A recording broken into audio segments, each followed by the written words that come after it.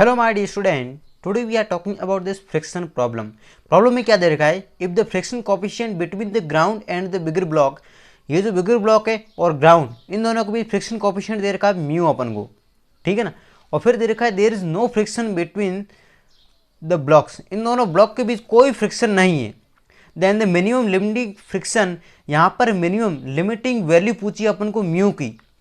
देखो ये म्यू की मिनिमम वैल्यू क्या है, so that the system remains equilibrium, ये जो सिस्टम है पूरा इक्विलिब्रियम स्टेट पर रहे, ठीक है।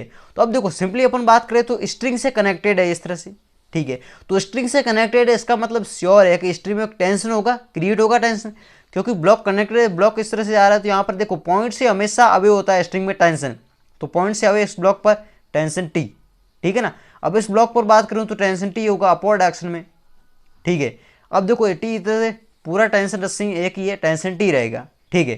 अब अपन बात करते हैं सिंपली यहाँ पर ये वाला ब्लॉक है ना, इस ब्लॉक की बात करूँ तो सिंपली फ्री बॉडी डायग्राम बना देता हूँ इसका, क्योंकि ये क्या है इक्विलिब्रियम स्टेट पे रहता है। इक्विलिब्रियम स्टेट पे मैं क्या करता हूँ, इन दोनों को साथ में ले लेता हूँ। ऐसा क्यों कर रहा हूँ, देखो सिंपली मैं क्या कर रहा हूँ, इस तरह से ले लेता हूँ, मैं फ्री बॉडी डायग्राम बना रहा हूँ।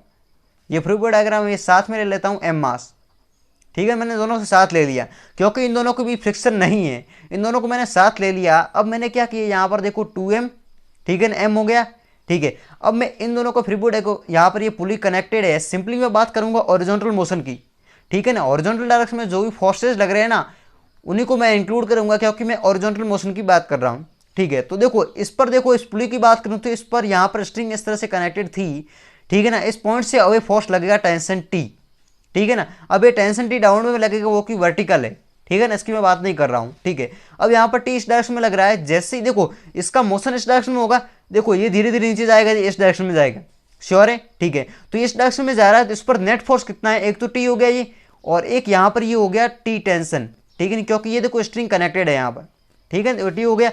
अब देखो जैसे ये इस डायरेक्शन में जाएगा ना, तो इस पर फ्रिक्शन कार्य करेगा, तो फ्रिक्शन कहेगा कि भैया रुको, आप उस साइड मत जाओ, क्योंकि फ्रिक्शन क्या करता है, रिलेटिव मोशन को हमेशा अपोज करता है, ठीक है। तो फ्रिक्शन बैकवर्ड में लगेगा इस पर, ठीक है ना।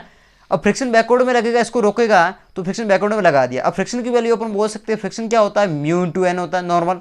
अब नॉर्मल क्या होता है, देखो नॉर्मल की बात करूँ तो सिंपली देखो नॉर्मल अपवर्ड डायरेक्शन में लगेगा इस पर, नॉर्मल एन हो गया, वो किसके बराबर होगा, नॉर्मल। अब देखो सिंपली अपन बात करें तो देखो टेंशन भी लग रहा है यहाँ पर ये टी, क्योंकि स्ट्रिंग यहाँ से पास हो रही थी, टेंशन टी यहाँ पर लगेगा, ठीक है। तो टेंशन टी भी लग रहा है इससे। अब सिंपली नॉर्मल की बात करें तो देखो यहाँ पर कोई फ्रिक्शन नहीं है, तो ये वाला नॉर्मल तो देगा नहीं इसको एम मास, तो क्योंकि फ्रिक्शन है ही नहीं यहाँ पर, ठीक है। लेकिन ये वाला 2m मास है, तो इसका वेट नीचे की ओर लगेगा 2mg, ठीक है ना, ये वेट इसका लगेगा नीचे की ओर, ठीक है। और सिंपली एक ही टेंशन भी आ रहा है, ठीक है। तो ये टेंशन नीचे की ओर और ये 2mg इसका वेट, ये दोनों नॉर्मल को यहाँ पर बैलेंस करेंगे, क्योंकि वर्टिकल डायरेक्शन में इसका कोई मोशन नहीं है। इसका मतलब ये हुआ कि वर्टिकल डाउनवर्ड डायरेक्शन में जो भी फोर्सेस लग रहे हैं, एक तो 2mg लग रहा है मेरा सिंपली, तो 2mg हो गया, प्लस एक यहाँ पर ये टेंशन भी डाउनवर्ड में लग रहा है जो कि इसी ब्लॉक पर है, ठीक है। तो ये टेंशन भी लगा दिया मैंने, ठीक है। दो ही फोर्सेज है, क्योंकि इन दोनों के बीच कोई फ्रिक्शन नहीं है, तो ये वाला इसका यहाँ पर mg काउंट नहीं होगा, क्योंकि नॉर्मल यहाँ पर क्रिएट नहीं कर सकता ये, ठीक है ना। तो सिंपली ये टेंशन हो गया।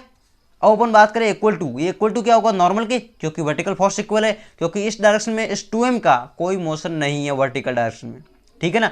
तो अपन के पास एक इक्वेशन आई, एक इक्वेशन आ गई मेरे पास, ठीक है ना। और अपन सिंपली बात करते हैं आगे, देखो अब देखो सिंपली अपन क्या कर सकते हैं, ये वाला m ब्लॉक है ना, इसका मैं फ्री बॉडी डायग्राम बना के आपको रिलेशन निकालता हूँ। देखो ये मेरा m ब्लॉक है इस तरह से, ठीक है।